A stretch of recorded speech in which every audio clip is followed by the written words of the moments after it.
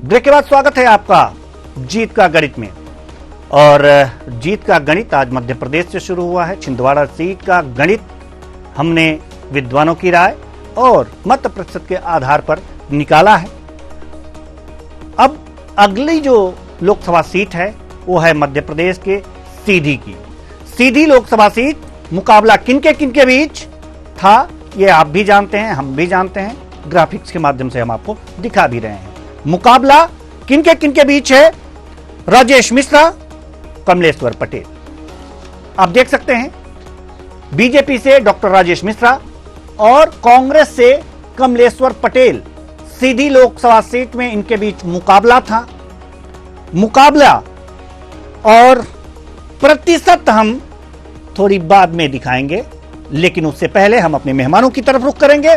मुकाबला डॉक्टर राजेश मिश्रा, कमलेश्वर पटेल, और अपने मेहमानों की तरफ रुख करेंगे। जो हमारे मेहमान हैं आदित्य नारायण उपाध्याय जी, प्रकाश पुंज पांडे जी, मनीष अग्रवाल जी, संजय यादव जी। ये हमारे विद्वान हैं, विश्लेषक हैं, पत्रकार हैं, लोगों की नब्ज टटोलने में माहिर हैं और इन्हीं के बल पर हम यह दावा करते हैं कि ज्यादा से ज्यादा अनुमान जो हम लोग लगा रहे हैं वो सटीक साबित होंगे। 4 जून को निर्णय आएगा और 4 जून को जो जिन सीटों की हम बात कर रहे हैं उस पर ज्यादा से ज्यादा सीटों पर निर्णय सटीक होगा। तो आदित्य नारायण उपाध्याय जी, सीधी सीट पर आपका आकलन, आपका गणित क्या कहता है? जल्दी से। देखिए, सीधी जो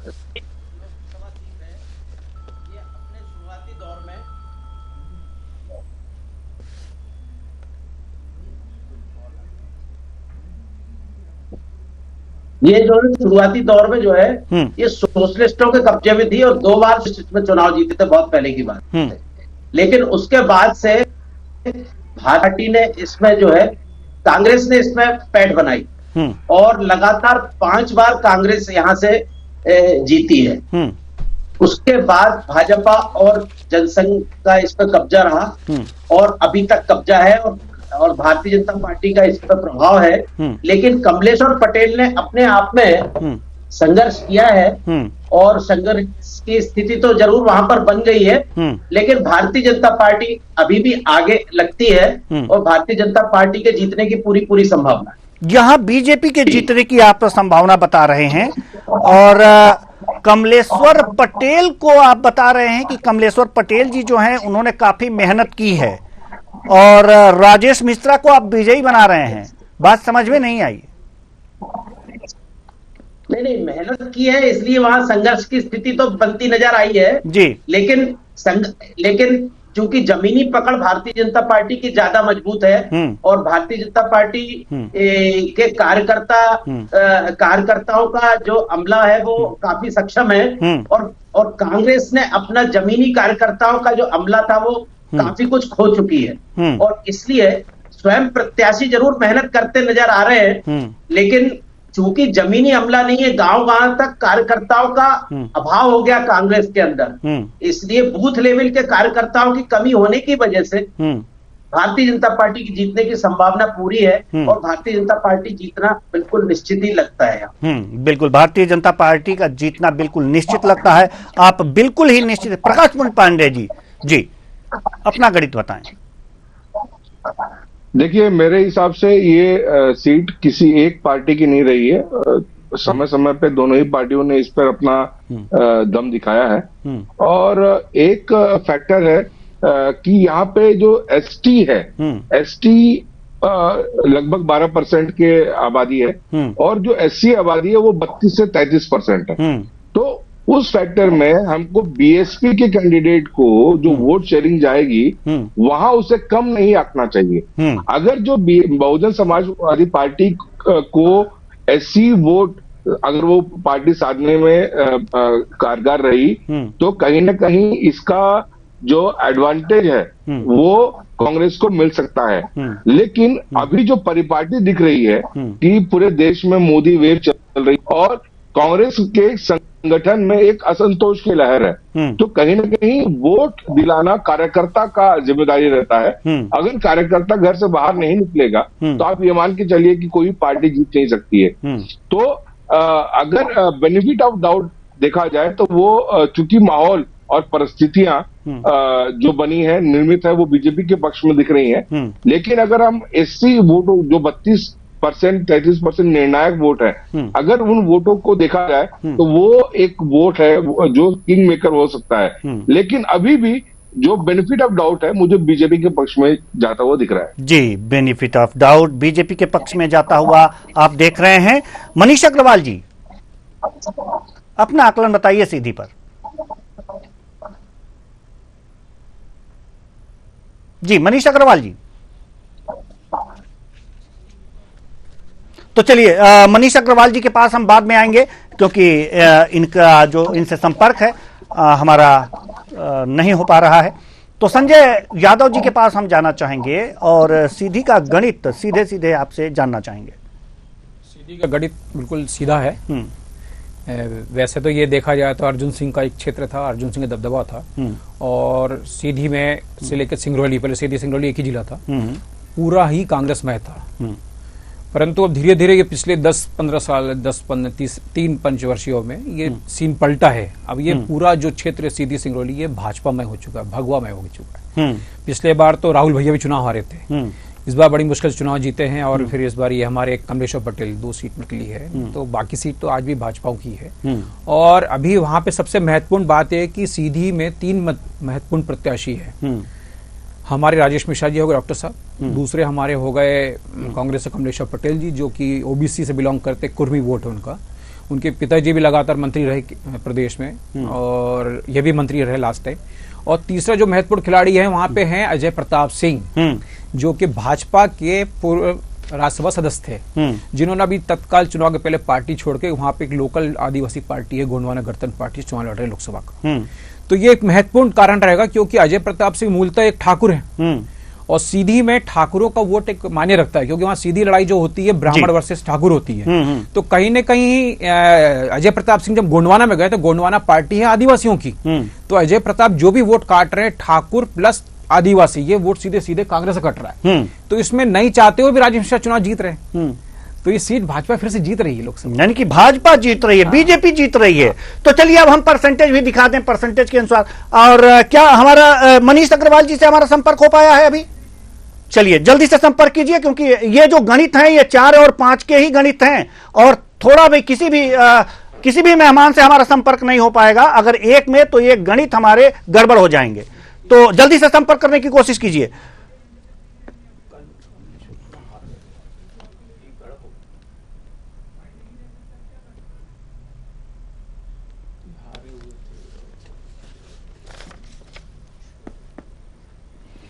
चलिए अब परसेंटेज दिखाते हैं। ये जो परसेंटेज है ये 57% 2014 में यहां पर यह लोकसभा सीट सीधी, बीजेपी 48.07% और कांग्रेस 37.15%।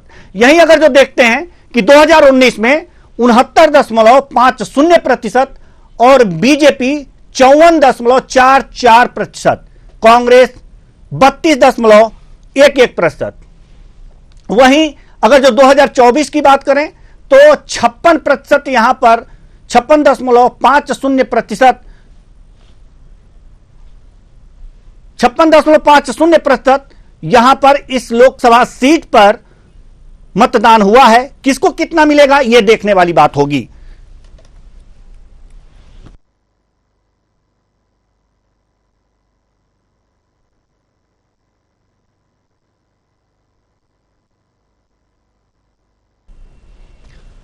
तो ये बीजेपी राजेश मिश्रा और कांग्रेस से कमलेश्वर पटेल, प्रतिशत लगातार बढ़ता हुआ 48, 54 और ये 56। अब इस पर हम अपने मेहमानों के पास नहीं जाएंगे, क्योंकि ये 3 जो हमारे मेहमान हैं इन्होंने मत अपना दे दिया कि बीजेपी यहां से जीत रही है, और प्रतिशत आंकड़े भी लगातार ये चीजें हैं ये प्रतिशत आंकड़े भी बता रहे हैं कि ये सीट जो है बीजेपी को जा रही है। तो यहां पर 3+1 यानी कि बीजेपी भी यहां से जीतती हुई दिख रही है। आगे हम बढ़ेंगे मंडला की ओर बढ़ते हैं। हम मंडला की तरफ रुख करते हैं। मंडला लोकसभा सीट जल्दी से हम दिखाएंगे। मंडला में फग्गन सिंह कुलस्ते, ओमकार मरकाम कांग्रेस से, फग्गन सिंह कुलस्ते बीजेपी और ओमकार मरकाम जो हैं ये भारतीय राष्ट्रीय कांग्रेस से। यहां पर इनके बीच मुकाबला है। अपने मेहमानों की तरफ चलेंगे, विद्वानों की तरफ चलेंगे और जानने की कोशिश करेंगे कि उनके विश्लेषण क्या कहते हैं। आदित्य नारायण उपाध्याय जी जल्दी से। वहां पर वैसे तो लोगों का यही कहना है कि भारतीय जनता पार्टी जीत रही है, लेकिन चुनाव के पहले तक फग्गन सिंह कुलस्ते जी का जो जमीनी संपर्क था लोगों से, वो जमीनी जो छवि थी उनकी, वो छवि बहुत ज्यादा कार्यशील व्यक्ति के रूप में नहीं थी। उन्होंने मंत्री रहते हुए भी, लोकसभा सदस्य रहते हुए भी वहां के लोगों के लिए कोई बड़ी योजना है या इस तरीके का कुछ उपलब्धि कोई बड़ी गिना नहीं सकते आप। उनके खाते में कोई बड़ी उपलब्धि नहीं है जी। जो कुछ भी वहां पर है वो सारा मोदी जी के नाम पर है। और अधिकांश सीटों पर यही स्थिति है। मध्य प्रदेश की जैसी अधिकांश सीटों पर स्थिति है। मोदी जी के नाम पर चुनाव लड़ा गया है, भारतीय जनता पार्टी के नाम पर चुनाव गया है, और जो कैंडिडेट है वो पीछे रह जाता है। और यही एक वजह है कि मंडला पर भी चूंकि नरेंद्र मोदी जी का नाम था, भारतीय जनता पार्टी का चुनाव चिन्ह था, इसलिए निश्चित तौर पर फग्गन सिंह कुलस्ते जो इस दौड़ में कुछ आगे नजर आ रहे हैं और जीतने की संभावना पूरी जी। यानी कि फग्गन सिंह कुलस्ते को आप विजयी बना रहे हैं, यानी कि बीजेपी यहां पर विजयी बन रही है। तो अब प्रकाश पुंज पांडे जी, आपके गणित क्या कहते हैं? देवेंद्र जी, मुझे ऐसा लगता है कि जो 8 विधानसभाएं हैं, 8 विधानसभाओं में कुछ को छोड़ दिए जाए तो वहां बीजेपी का जो वर्चस्व है वो अच्छा है। और अभी जो वर्तमान स्थिति है, जैसा कि हमारे मित्र भी बता रहे थे कि मोदी जी की वेव जो है, मोदी वेव के कारण जो एक जो माहौल बना हुआ है, उसका एडवांटेज कहीं ना कहीं बीजेपी को जाएगा। और बीजेपी ने सीट पे अपना प्रत्याशी को रिपीट किया है। पिछले बार वो जीते थे 1 लाख के आसपास मार्जिन से।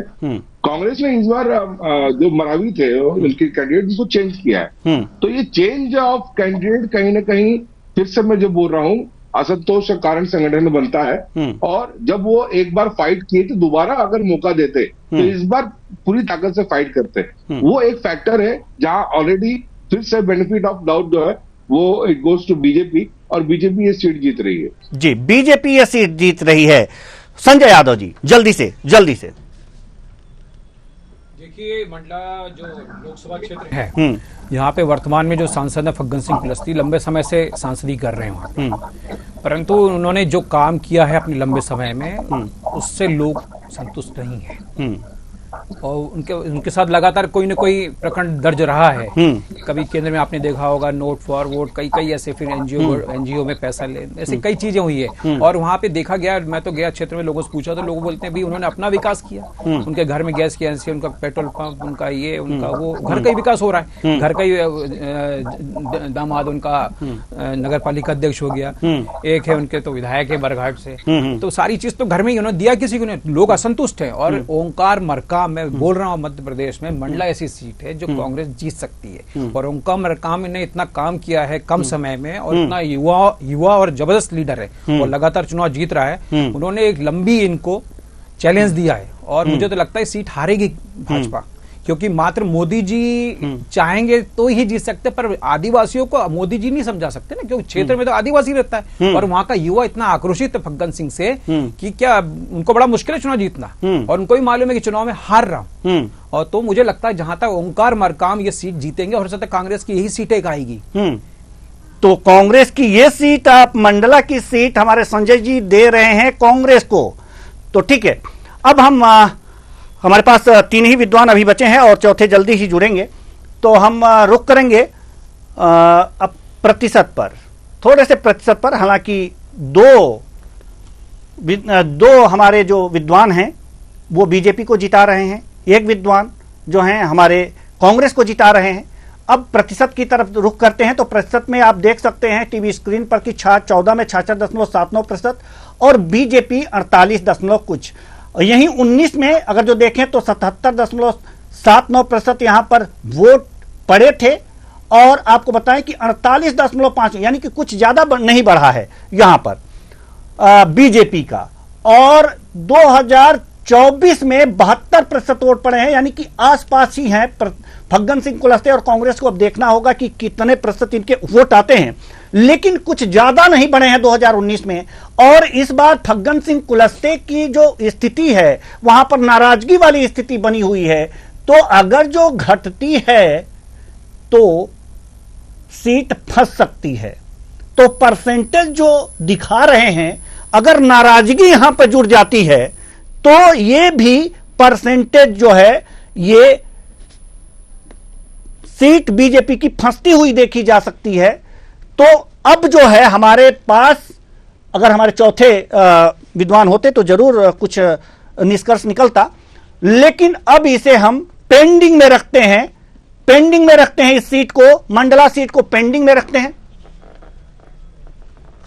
जी आदित्य नारायण जी कुछ कहना चाह रहे हैं जल्दी से। जी मैं यादव जी की बात से सहमत हूं और यादव जी के जो तर्क हैं तर्कों से मैं उनकी बात से 100% सहमत, मुझे ऐसा लगता है, सहमति मेरी लगती है। और ये बात कहना मैं भूल गया और मेरे ध्यान में नहीं थी कि खुद फग्गन सिंह कुलस्ते को विधानसभा चुनाव में हार गए थे जी, पिछली इसी विधानसभा चुनाव में, बल्कि वहां पे ये प्रसारित किया गया था कि शायद ये मुख्यमंत्री बन सकते हैं। उसके बाद भी वो वहां से हार गए थे। तो इसलिए जो है मैं पूरी तरह से कन्विंस होता हूं और अपनी बात से हटते हुए यादव जी की बात का समर्थन करता हूं। तो चलिए तो क्या हम ये माने आदित्य नारायण जी कि आप अपने विश्लेषण में कुछ चेंजेस करते हुए यह सीट किसी दूसरी पार्टी को दे रहे हैं? बिल्कुल, क्योंकि ये एग्जिट पोल है जी, ये कोई एग्जैक्ट नतीजे नहीं है। बिल्कुल। ये लोग जो यदि कोई व्यक्ति अच्छा तर्क देता है तो उस तर्क को मानने के लिए हम यहाँ बैठे हुए हैं। हम लोग पत्रकार साथी हैं, हम लोग किसी पार्टी के प्रतिनिधि नहीं है। हाँ। इसलिए यदि अच्छा तर्क मिलता है तो उस तर्क को मानने की आवश्यकता है। बिल्कुल सही कह रहे हैं। तो हम इस सीट को हम कांग्रेस को दे देते हैं। आदित्य नारायण जी, आपके जो खाते में थी वो सीट हम दे रहे हैं कांग्रेस को, जो आपने बीजेपी कहा था विश्लेषण के द्वारा। तो अब हम आगे देखेंगे कि जो अब ये सीट पेंडिंग में नहीं रही, ये तो कांग्रेस के खाते में चली गई, ये कांग्रेस के खाते में चली गई, क्योंकि आपने विश्लेषण को बदला और जो भूल गए थे वो याद आया। अब ये सीट हम कांग्रेस को दे रहे हैं, यानी कि हमने मंडला की सीट वो कांग्रेस के खाते में गई परसेंटेज के हिसाब से, ये सारी चीजें। अब हम आगे बढ़ेंगे, अगली सीट की तरफ रुख करेंगे जल्दी से। खजुराहो सीट की तरफ हम रुख करेंगे। खजुराहो सीट पर किनके बीच मुकाबला है? तो प्रत्याशी है यहां पर विष्णु दत्त शर्मा जी और कमलेश कुमार बसपा से हैं। तो ये सीट तो वैसे ही बीजेपी के खाते में चली जा रही है, क्योंकि यहां पर जो सपा के प्रत्याशी थे उनका पर्चा खारिज हो गया था। और क्या हम ये जानना चाहते हैं आदित्य नारायण जी कि क्या जो यहां पर बसपा है बीजेपी से फाइट करने लायक है? जी, लेकिन अपनी तरफ से वो कोशिश पूरी कर रहे हैं जी। और सही बात तो ये है कि भारतीय जनता पार्टी के प्रदेश अध्यक्ष होने के कारण जो है वो लोगों का ऐसा कहना है, पार्टियों का ऐसा कहना है, कांग्रेस का ऐसा कहना है कि उनको जो है वैमनस्य पूर्वक जो है जो चुनाव अधिकारी द्वारा जो है कांग्रेस के प्रत्याशी का पर्चा खारिज कराया गया। और ये केवल खजुराहो की बात नहीं है, कुछ इंदौर और सूरत में भी ऐसा कुछ हुआ है। तो सभी लोगों को पता है कि इस तरीके की बात, यहां तक कि वाराणसी में ये देखा गया था कि नरेंद्र मोदी जी जब पर्चा भरने वाले थे उसके 3 दिन पहले से कोई और पर्चा भरने आ रहा था तो उसको जो है कलेक्टर कार्यालय में, निर्वाचन कार्यालय में घुसने नहीं दिया जा रहा था।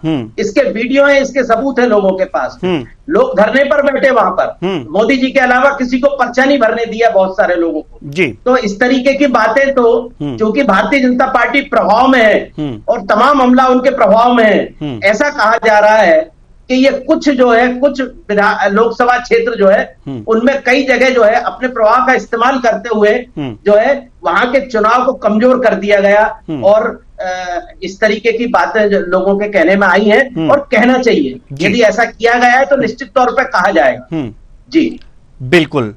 तो ये कहा जा रहा है, लेकिन विष्णुदत्त शर्मा के सेहत पे क्या असर होगा? जीत रहे हैं, चुनाव एक तरफा है, एक तरफा चुनाव है जी, एक तरफा चुनाव। प्रकाश पांडे जी, क्या चुनाव एक तरफा है? बिल्कुल, मैं भी सहमत हूँ, चुनाव एक तरफा है, क्योंकि पहले जो जीत मार्जिन था वो लगभग, मुझे जहाँ समझ रहा है, लगभग 5 लाख या 4.5 लाख के ऊपर था।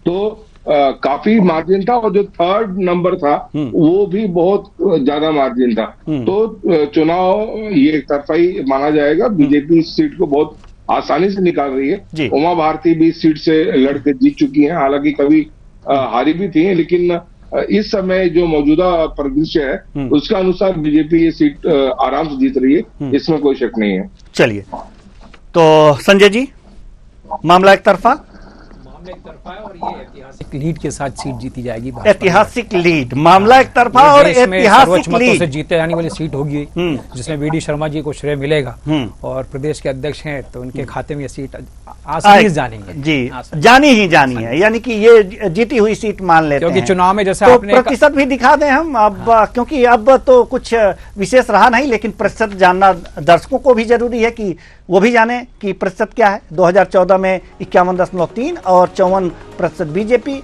और 68.31 19 में तो बीजेपी 64%, यानी कि बढ़ती हुई इस बार भी बढ़ेगी विष्णुदत्त शर्मा। और सपा का पर्चा यहां पर खारिज हुआ है, यहां पर साफ दिखाया जा रहा है, सपा का पर्चा खारिज हो गया। एक तरफा जीत, कोई डाउट नहीं कि खजुराहो की जो सीट है वो बीजेपी के खाते में जा रही है। अगली विदिशा की तरफ हम रुख करेंगे, विदिशा की तरफ रुख करेंगे हम।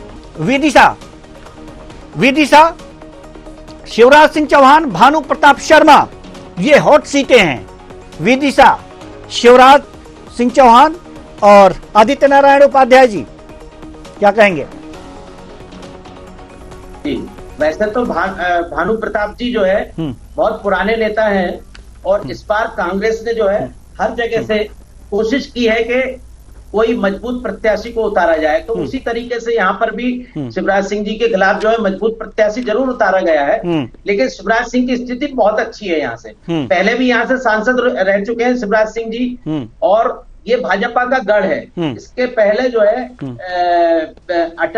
सुषमा स्वराज और बहुत सारे कद्दावर नेता, भारतीय जनता पार्टी का ये गढ़ बना हुआ है और इस गढ़ को देखते हुए निश्चित तौर पर, और कांग्रेस में चूंकि अब कार्यकर्ताओं का अमला नहीं बचा है, ये मैं बात पहले भी कह चुका हूं, वही स्थिति यहाँ पर है। जो बहुत अच्छे नेता होते हुए भानु प्रताप जी, इसके बाद भी शिवराज सिंह बहुत अच्छे मार्जिन से जीतने वाले हैं और चूंकि उनका ये पहले से स्थान रहा है और इसमें निश्चित तौर पर शिवराज सिंह की भारी मतों से विजय होना तय है। चलिए, प्रकाश पुंज पांडे जी। देखिए, इस सीट पे जहां तक मेरा एनालिसिस है कि 14 और 19 में बहुत अच्छा मार्जिन से बीजेपी जीती थी, मुझे लगता है वही 5 लाख के आसपास के मार्जिन पे। और सुषमा स्वराज, जैसे अभी मेरे मित्र बता रहे थे, सुषमा स्वराज जी भी 2014 में लगभग उनका 67% था, तो अच्छा मार्जिन था। इसके बाद भी 8.5 लाख के आसपास वोट मिले थे भार्गव जी को, और उसमें भी उनको जो सेकंड रनर जो रनर था वो उनसे मार्जिन में 5 लाख का अंतर था जी। और इस बार तो स्वयं इतने बार के मुख्यमंत्री, मतलब बीजेपी को आप दे रहे हैं, बीजेपी को दे रहे हैं, बीजेपी को दे रहे हैं पूर्णतः। और यहाँ भी मुझे लगता है कि ऐतिहासिक बहुमत बना सकती है। जी बिल्कुल बिल्कुल। संजय जी, जल्दी से ब्रेक का समय हो गया। देखिए, शिवराज सिंह चौहान जी चुनाव जीत रहे हैं क्योंकि मोदी जी भी चाह रहे हैं कि उन्होंने जितना अच्छे से प्रदेश चलाया 18-20 साल, तो अब उनका उपयोग वो केंद्र में संगठन में करना चाह रहे हैं। तो ये सीट जिता के उनको केंद्र में संगठन की जिम्मेदारी सौंप के पार्टी की सेवा किया जाएगा जी। तो मध्य प्रदेश उनकी विधायी इसी बहाने केंद्र की सेवा। चलिए, हमारे जो भी मेहमान हैं हमारे साथ लगातार बने रहेंगे, लेकिन सबसे पहले थोड़ा सा अब परसेंटेज भी दिखा दीजिए विदिशा की हमारे दर्शकों को। हालांकि ये सीट तो बीजेपी को चली गई है, प्रतिशत आप दिखा दें कि 2014 में 65, 2019 में 71 और 2020 में 64। बहुत ज्यादा इसमें गुणा गणित करने की जरूरत नहीं है, लेकिन ये परसेंटेज बता रहे हैं कि लगातार यहां पर बीजेपी आगे जा रही है और कांग्रेस यहां पर लगातार घट रही है। तो अब हम हमारे मेहमानों से निवेदन है कि आप हमारे साथ लगातार बने रहिएगा। वक्त हो चला एक छोटे से ब्रेक का।